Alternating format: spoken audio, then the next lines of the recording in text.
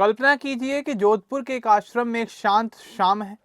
चारों ओर भजन की मधुर आवाजें गूंज रही हैं और हजारों लोग एक युवा साध्वी के प्रवचन में खोए हुए हैं। ये साध्वी हैं प्रेम बाईसा। उम्र की बात की जाए तो यह साध्वी सिर्फ 25 साल की है, लेकिन इतनी ज्यादा लोकप्रिय हैं कि पश्चिमी राजस्थान के गांव-गांव में उनके नाम की चर्चाएं होती हैं। मगर एक दिन अचानक से सब कुछ बदल जाता है।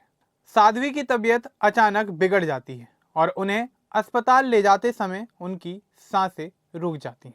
लेकिन कहानी यहीं खत्म नहीं होती। उनकी मौत के कुछ घंटे बाद ही उनके इंस्टाग्राम अकाउंट से एक पोस्ट दिखाई देती है जो सबको एक गहरी सोच में डाल देती है। आपको बता दें कि साध्वी प्रेम बाईसा की उस पोस्ट में लिखा था कि जीते जी नहीं, जाने के बाद मिलेगा न्याय। अब यहाँ सवाल ये उठता है कि ये पोस्ट आखिर किसने की? क्या यह कोई साजिश है या साध्वी की मौत के पीछे कोई और राज है? यह घटना एक थ्रिलर जैसी सस्पेंस कहानी बन जाती है जिसमें हर मोड़ पर एक नया रहस्य छुपा है। सबसे पहले आपको बताते हैं कि प्रेम बाईसा कौन थी। दरअसल वो राजस्थान के जोधपुर के पास स्थित छोटे से गांव परेऊ की रहने वाली थी।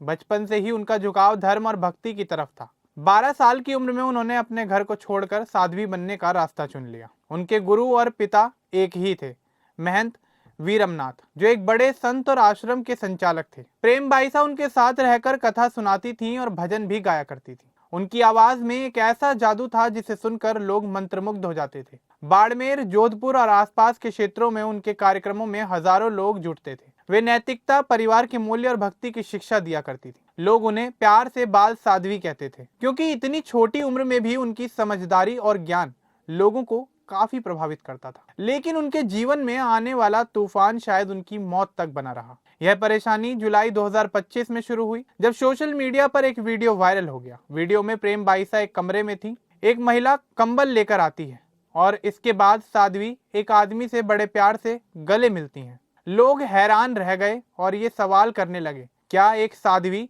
ऐसा कर सकती है? वीडियो तेजी से फैल गया और कुछ लोग कहने लगे कि यह अश्लील है और साध्वी की इज्जत को ठेस पहुंचाई गई। लेकिन सच क्या था?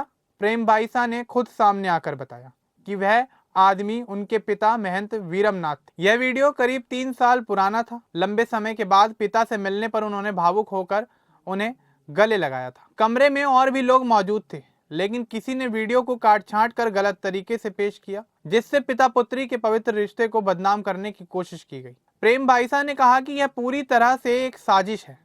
भगवान ऐसे लोगों को माफ नहीं करेंगे। लेकिन साजिश और भी गंभीर थी। वीडियो वायरल होने से पहले ही कुछ लोगों ने प्रेम बाईसा को धमकी दी और उनसे 20 लाख रुपए की मांग की। कहा गया कि पैसे दो, नहीं तो वीडियो सोशल मीडिया पर वायरल हो जाएगा। साध्वी ने पैसे देने से मना कर दिया और इसके कुछ समय बाद ही वीडियो वायरल भी हो गया। प्रेम बाईसा ने जोधपुर के बोरानाडा थाने में शिकायत दर्ज कराई और पुलिस ने मामले की जांच शुरू कर दी, लेकिन मामला सुलझ नहीं पाया। सोशल मीडिया पर भी बहस छिड़ गई। कुछ लोग साध्वी की आलोचना करने लगे और कहते थे कि वह पूरी तरह से निर्दोष नहीं है, जबकि उनके समर्थक इसे फर्जी और एडिटेड वीडियो बताते रहे। इस विवाद ने संत समाज में भी बड़ी हलचल पैदा कर दी। अपने आप को साबित करने के लिए प्रेम बाईसा ने देश के बड़े संतों और जगत गुरु शंकराचार्य को पत्र लिखकर कहा कि वह अग्नि परीक्षा देने के लिए भी तैयार हैं, यानी आग में चलकर अपनी पवित्रता को साबित कर देंगी।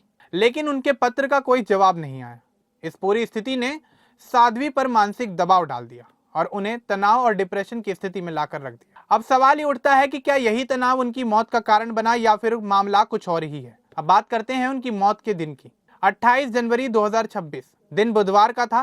प्रेम बाईसा आश्रम में थी और पिछले 2 दिन से उन्हें हल्का बुखार भी था। ज्यादा गंभीर बीमारी तो नहीं थी, बस थोड़ी कमजोरी जरूर महसूस हो रही थी। उसी समय उन्होंने आश्रम में एक कंपाउंडर को बुलाया जिसने उन्हें इंजेक्शन लगाया। लेकिन जैसे ही इंजेक्शन लगा, साध्वी की हालत अचानक बिगड़ने लगी।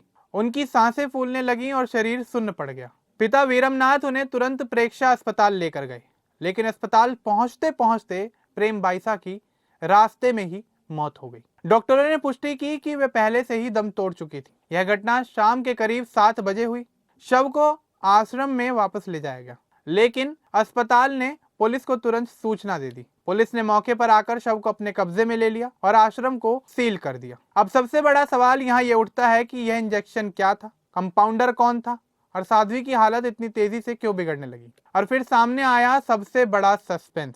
मौत के करीब 3-4 घंटे बाद रात लगभग 11 बजे प्रेम बाइसा के इंस्टाग्राम अकाउंट से एक पोस्ट शेयर हुआ। पोस्ट में लिखा था कि मैंने हर पल सनातन धर्म के लिए जिया। सनातन से बड़ा कोई धर्म नहीं। मेरा सौभाग्य है कि मैं इसमें जन्मी और इसमें ही मरी। आदि जगत गुरु शंकराचार्य और बड़े संतों का आशीर्वाद रहा। मैंने उन्हें चिट्ठी लिखी, अग्नि परीक्षा के लिए कहा, लेकिन प्रकृति को क्या मंजूर था। मैं दुनिया से अलविदा कहती हूँ। ईश्वर और संतों पर भरोसा है। जीते जी नहीं तो जाने के बाद न्याय मिलेगा। यह पोस्ट देखकर सभी हैरान रह गए। सवाल उठा कि मौत के बाद यह पोस्ट आखिर किसने की? क्या अकाउंट हैक हुआ था या कोई पहले से ही योजना बनाकर पोस्ट कर रहा था? पुलिस ने मामले की जांच शुरू कर दी और कहा कि देखेंगे कौन कौन इस अकाउंट तक पहुंच सकता था। परिवार और श्रद्धालु चिल्ला रहे थे कि यह साजिश हो सकती है। इस घटना ने धार्मिक समाज में भी बड़ी हलचल पैदा कर दी। लोग इसे वीडियो कंट्रोवर्सी और ब्लैकमेलिंग से जोड़कर देखने लगे। सवाल यह भी उठने लगे कि क्या ब्लैकमेल करने वाले लोग पीछे थे या किसी अंदरूनी कारण से यह सब हुआ। पुलिस ने तुरंत मामले की जांच शुरू कर दी। 29 जनवरी को प्रेम बाइसा का पोस्टमार्टम किया गया। मेडिकल बोर्ड ने इसे इसलिए किया क्योंकि मामला काफी संदिग्ध था। रिपोर्ट में कहा गया कि शरीर पर कोई चोट नहीं है, लेकिन मौत का सही कारण अभी स्पष्ट नहीं हुआ है। विषाक्त पदार्थ की जांच जारी है। कंपाउंडर को हिरासत में लिया गया और उससे पूछताछ भी हो रही है। आखिर इंजेक्शन क्या था और किस लिए और क्यों लगाया गया? पिता वीरमनाथ से भी पूछताछ की गई, लेकिन उनके बयान बार बार बदलते रहे। पहले उन्होंने कहा कि इंजेक्शन लगते ही 20 सेकंड में मौत हुई, बाद में कहा कि 5 मिनट बाद। पुलिस को पूरा सहयोग नहीं मिला। आश्रम के बाहर लगे हुए सीसीटीवी कैमरों को भी हटा दिया गया, जिससे सवाल उठ रहे हैं कि क्या कुछ छिपाया जा रहा था। एक श्रद्धालु रुद्र प्रताप सिंह ने कहा कि पिता पर शक है और वह पुलिस के सामने भागने की कोशिश कर रहे थे। अस्पताल की मोर्चरी के बाहर श्रद्धालुओं में गुस्सा देखा गया और उन्होंने प्रदर्शन किया। उनका कहना था कि इस मामले की निष्पक्ष जांच हो और जो लोग वीडियो वायरल करने में शामिल हैं उन्हें पकड़ा जाए। सोशल मीडिया पर भी बहस छिड़ गई। कुछ लोग ये मान रहे हैं कि यह सुसाइड हो सकता है, जबकि कुछ इसे हत्या बता रहे हैं। इसके अलावा कई सवाल उठ रहे हैं कि पिता वीरमनाथ पर शक क्यों किया जा रहा है। वह साध्वी के गुरु भी थे और पिता भी। आश्रम में दोनों साथ रहा करते थे। क्या कोई पारिवारिक राज था या पैसों की लालच में कोई यह काम कर सकता था? क्योंकि साध्वी के कार्यक्रमों से लाखों की कमाई होती थी।